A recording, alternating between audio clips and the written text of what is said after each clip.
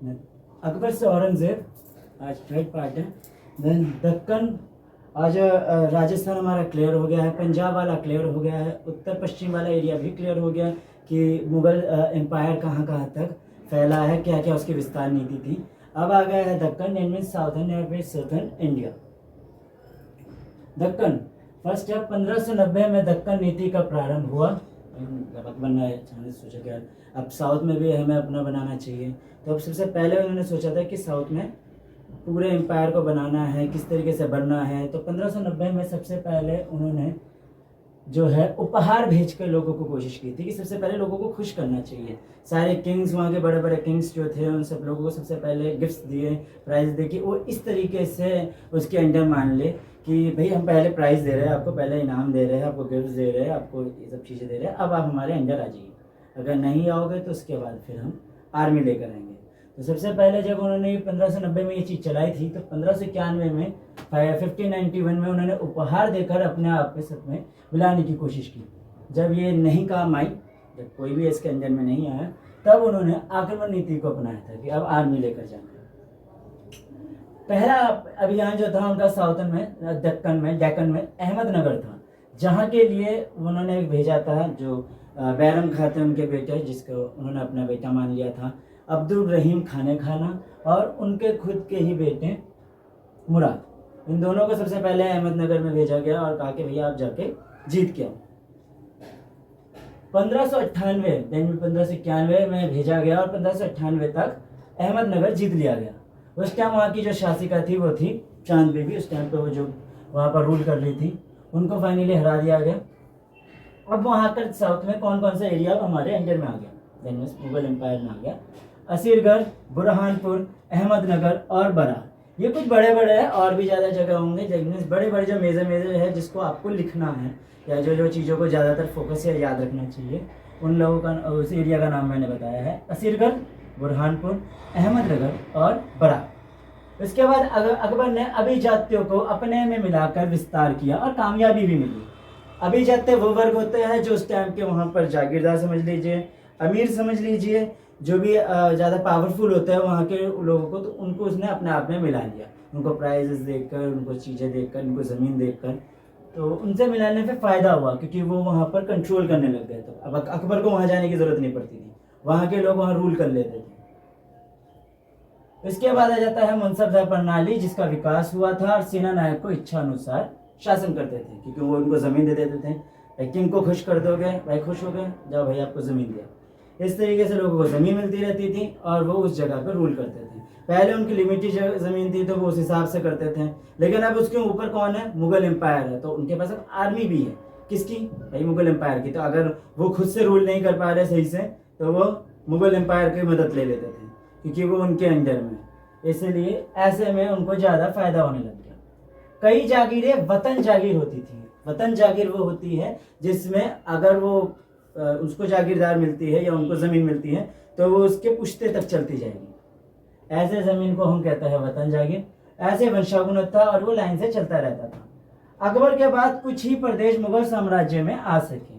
जब अकबर ने जीता तो अकबर सबसे बड़ा शासक है जिसने पूरे इंडिया के सबसे ब्रॉड एरिया को, बड़े एरिया को जीत पाया। इनमें से हर जगह से शोरगुई तक उसका एम्पायर था, और डेक्कन में भी कई जगह उसने जीती। तो उसका इंडिया बहुत बड़ा था जिसको उसने जीता था, और मुगल एम्पायर में उसने इंक्लूड किया।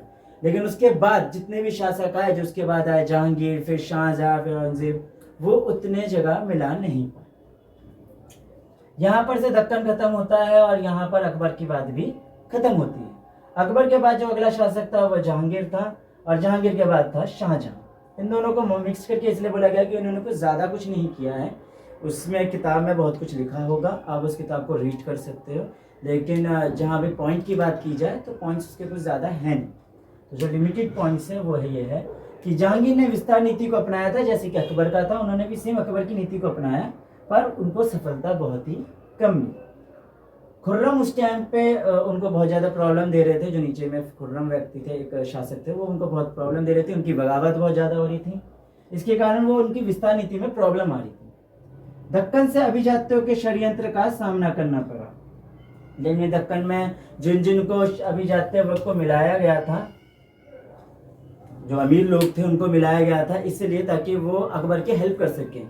अकबर के जाने के बाद जब जहांगीर गद्दी पे बैठा तो वो लोग अब षड्यंत्र में करने लग गए खुर्रम के साथ, ताकि जहांगीर को हटा सके।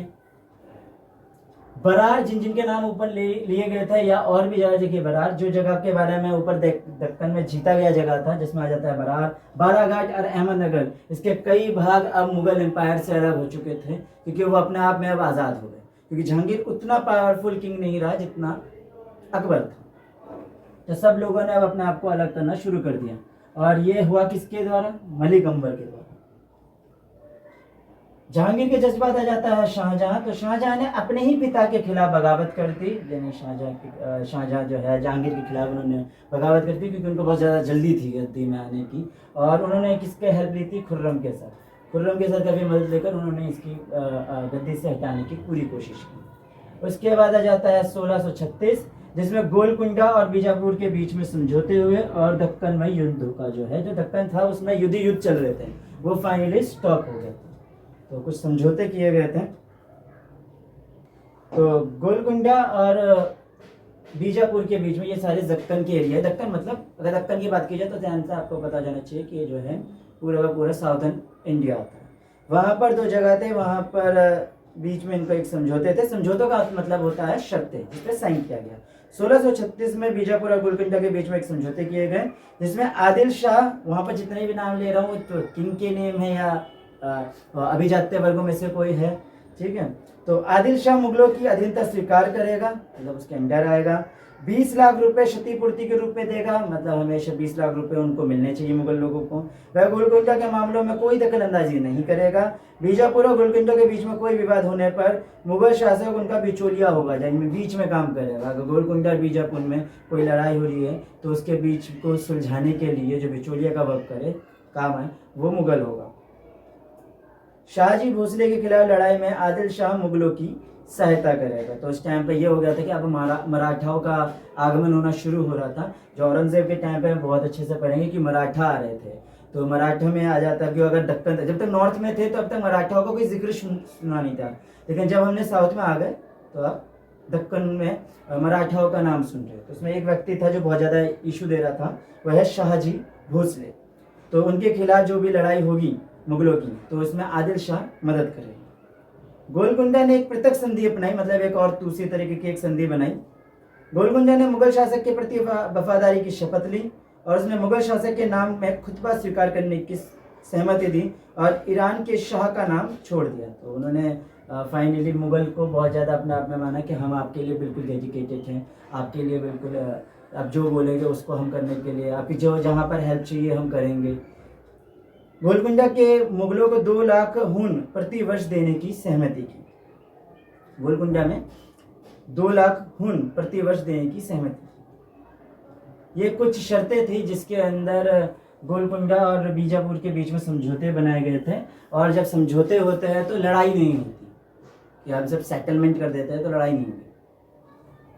इसके बाद आ जाता है 1656 से 57 में समझौते की अनदेखी से औरंगजेब को दक्कन जीतने का आदेश दिया। देखिए समझौते से क्या है कि हमेशा बार बार जो 2 लाख बोला है उससे स्टार्टिंग में 20 लाख बोला है। ये जितने पैसे हैं या जो भी करेंसी है ये सब बस करेंसी के रूप में मिलेगा, लेकिन इससे उतना फायदा नहीं हो रहा है जितना फायदा होना चाहिए। तो जब 1656 और 57 के बीच में जो समझौते या जो शर्तों की बात की गई थी, उसमें से किसी भी शर्तों को तोड़ा जा रहा था या शर्तों को मान नहीं रहे थे, तब शाहजहां ने औरंगजेब को यहाँ पर भेजा। समझौते में अनदेखी से औरंगजेब को दक्कन जीतने का आदेश दिया। तो उन्होंने बोला नीचे जो यार लोग बात नहीं मान रहे, कंट्रोल नहीं हो रहे, तो तुम जाओ और नीचे के जितने प्रदेशों से जीत के लेकर आओ। ये ऐसे बात नहीं मानेंगे, इसे ऐसे समझाना पड़ेगा, ऊपर लेकर आओ इसे। तो ये जो चीज़ की गई थी, इसमें इन्होंने एक आइडिया लगाया था मुगलों ने कि क्या करेंगे। संसाधनों का दोहन की आकांक्षा थी, परंतु कोई लाभ ना मिलकर और परेशानी शुरू हो गई। उन्होंने सोचा था कि नीचे जीत जाएंगे, सब लोगों को अपने कंट्रोल में लेंगे, तो वहाँ का एरिया गोलकुंडा और बीजापुर का एरिया हमारा हो जाएगा। वो पूरे एरिया में हम क्या करेंगे, अब अपनी मर्जी से चलेंगे, वहाँ के जितने भी संसाधन हैं उसे खोदेंगे, माइनिंग करेंगे, ले लेंगे, और हमारे पैसे और ज़्यादा मिलेंगे। जो 20 लाख या 2 लाख जो भी रकम मिल रही थी उससे ज़्यादा होगी, लेकिन उससे ज़्यादा और उनको नुकसान झेलना पड़ा, क्योंकि जब दक्कन को जीतने के लिए औरंगजेब को भेजा गया तो और ज़्यादा करेंसी लग गया और ज़्यादा पैसे लग गए। तो इस प्रकार से दक्कन का यहाँ पर का स्टॉक होता है।